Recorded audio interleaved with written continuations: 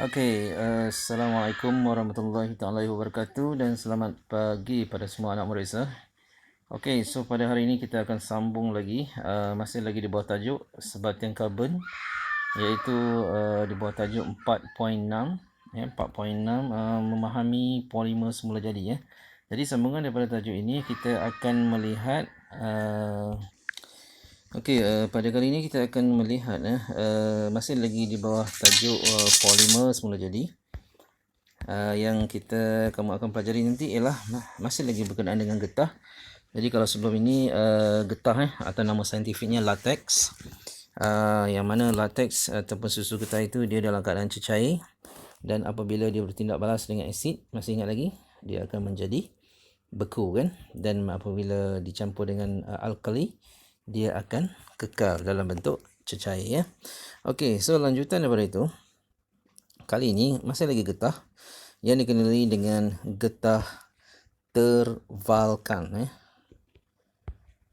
tervalkan. Kamu akan lihat apa maksud tervalkan. Kemudian menghubungkaitkan ciri-ciri getah tervalkan dengan struktur molekulnya. Maksudnya susunan zarah-zarah bagi getah tervalkan tu bagaimana. Kemudian menyerahkan kegunaan. Jadi oleh kerana sekarang ini banyak barang-barang yang diperbuat daripada getah tetapi bukan getah asli, tetapi getah yang telah tervalkan maksudnya yang telah diubah suai. So nanti kita akan lihat.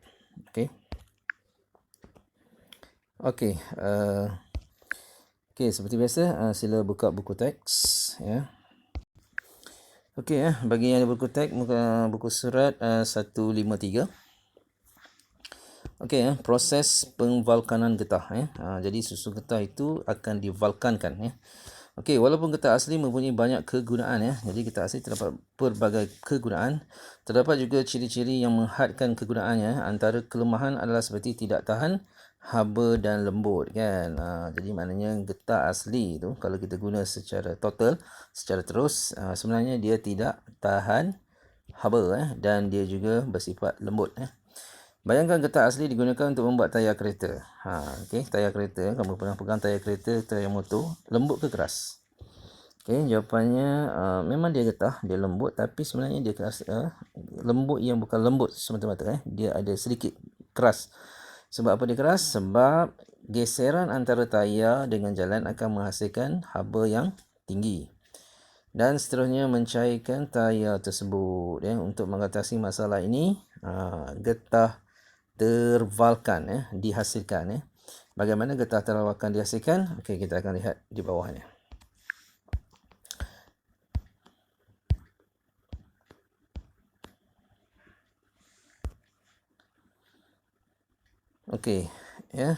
Hubung kait sifat getah tervalkan dengan struktur molekul. Ini yang kamu perlu tahu. Bagi getah biasa rantai polimer getah asli, dia dalam keadaan begini. Seolah-olahnya beginilah. Maksudnya dia jenis hanya getah asli. Kemudian bahan apa yang dicampurkan? Bahan yang dicampurkan ialah sulfur ataupun sulfur. Sulfur ni dalam bahasa kimianya, dalam bahasa Melayunya, iaitu belerang. Belerang yang berwarna kuning. So apabila dicampur, dia akan membentuk rantaian. So kalau lihat dalam gambar rajah ni, ni jelas. Dia akan membentuk rantaian. Rantai. Maksudnya sulfur atau belerang tersebut akan masuk di antara polimer-polimer getah asli. So apabila dia mewujudkan satu rantai, seolah-olahnya dia akan memegang polimer getah itu, dia akan mengikat polimer getah itu menjadi lebih kukuh. Lebih kukuh. So bila dia lebih kukuh, maknanya dia lebih keras. Sebab itu tayar kereta apabila bergeser dengan jalan raya, dia akan berasa panas. Tapi panas itu masih mengekalkan bentuk tayar. Kalau tidak dicampur sedemikian, ia akan menyebabkan tayar ataupun getah, tayar yang dibuat daripada getah asli semata-mata, dia akan menjadi cair. So itu dia punya perbezaan. Jadi proses pengvalkanan ialah proses, ingat pengvalkanan, iaitu memvalkankan ialah proses yang menambah atom sulfur. Betul tadi ya, dia campur sulfur lah ke dalam molekul-molekul getah asli ya. Rangkai silang yang terbentuk antara molekul getah adalah teguh. Hal ini menyebabkan rantai molekul getah asli tidak mudah tergelungsur kedudukan yang baru. Rangkai silang yang terbentuk juga menyebabkan tenaga haba yang banyak diperlukan untuk memutuskannya. Dengan arti kata lain, pemvulkanan menjadikan getah asli lebih kuat. Ini key dia. Getah asli lebih kuat. Lebih kenyal, lebih keras, lebih tahan haba dan sukar dioksidakan. Maksudnya getah tayar ni dioksida tu maksudnya berlaku perebutan kan. Memang kalau getah tayar kereta yang kita simpan mungkin 10 tahun kot contoh kan, dia akan mereput juga, tapi satu jangka masa yang panjang kan. Tidak bayangkan kalau tayar kereta yang tidak divulkankan hari ni beli, mungkin dalam sebulan 2 habis reput. Jenuh lah. Okey. So mari kita lihat contoh-contoh ataupun bahan-bahan Getah tervulkan mempunyai banyak kegunaan So antaranya menunjukkan contoh bahagian kenderaan yang diperbuat daripada getah tervulkan. Okey, kalau kamu lihat ni iaitu paip penyaman udara kan. Dia getah tapi getah yang keras Pipe radiator, pernah pegang kan radiator dalam kereta tu So dia getah tapi getah yang sangat keras Okey, kemudian penapis udara dalam kereta juga. Ini bahagian yang ada di dalam kereta Kemudian apa? Tayar tayar pun yang divulkankan Kemudian bilah penggelap cermin kereta. Itu kita rasa dia lembut kan, tapi lembut dia pun yang telah divulkan. Okey, sebab itu dia tahan. Boleh lah dia tahan 3 bulan, 4 bulan. Lepas tu kita kena tukar jugalah. Okey, kemudian pelekat tingkap yang tepi tu kan. Saya nampak dekat getah yang keras Kemudian pelekat pintu. Pintu juga sama. Dan getah pelindung pintu biasa nampak kan orang pakai so dia lebih keras Okey, jadi selesai berkenaan dengan topik getah tervulkan Kemudian struktur dia kamu dah tahu dan kegunaannya yang di bawah tadilah pun kamu telah tahu. Okey, seperti biasa kita lihat buku amali pula buku amali. Okey, sila buka buku amali dan kita cuba jawab. Okey, so kalau kita lihat buku amali ini muka surat 94 Pemvulkanan getah Okey, apakah monomer bagi getah asli? Okey, masih ingat lagi? Nama monomer bagi getah asli ialah isoprena ataupun isoprena. Okey. Kemudian Raja Dewa menunjukkan sebagaimana satu pepejal getah diperbuat. Okey. Bagaimana sesuatu pepejal. Pepejal. Maksudnya getah asli tu perlu dikeraskan. Okey, masih ingat lagi? Kita perlu campurkan sejenis cecair. So cecair itu adalah bersifat apa? Mestilah bersifat acidic kan. So dia akan jadi beku. Dia akan jadi beku lah, yang kita panggil getah scrub kan. Tapi getah scrub tu ambil masa yang lama sebab dia bertindak balas secara semula jadi daripada kewujudan bakteria-bakteria Okey, kemudian apakah cecair L? Okey, kalau kamu biasa tahu orang-orang yang memotong getah tu dia akan bekukan dengan mencampurkan sejenis asid So namanya ialah asid formate ataupun sebarang asid yang lain lah. Kemudian Raja di bawah menunjukkan bagaimana getah tervulkan dihasilkan melalui proses X. Okey. So bila dalam keadaan pepejal, kemudian ada satu proses X, maka dia akan menjadi getah tervulkan. Okey. So proses X itu dikenali sebagai penvulkanan So maknanya getah scrub tu masih lembik kan, walaupun dia pejal tapi dia masih lembut Maksudnya kalau dipanaskan dia akan mencair lah. Okey, jadi prosesnya dikenali sebagai penvulkanan. So proses penvulkanan ni apa benda yang ditaruh apa benda yang dicampurkan. Ia mencampurkan dipanaskan pepejal getah dipanaskan dengan sulfur kan ataupun belerang tadi. So bila campur dengan sulfur atau belerang maka dia akan membentuk getah vulkan Kemudian getah asli direndam dalam larutan sulfur monochlorida. Monochlorida. Okey, dari segi strukturnya, okey, pada awalnya rantai polimer getah seperti begini ya. Satu rantai yang panjang.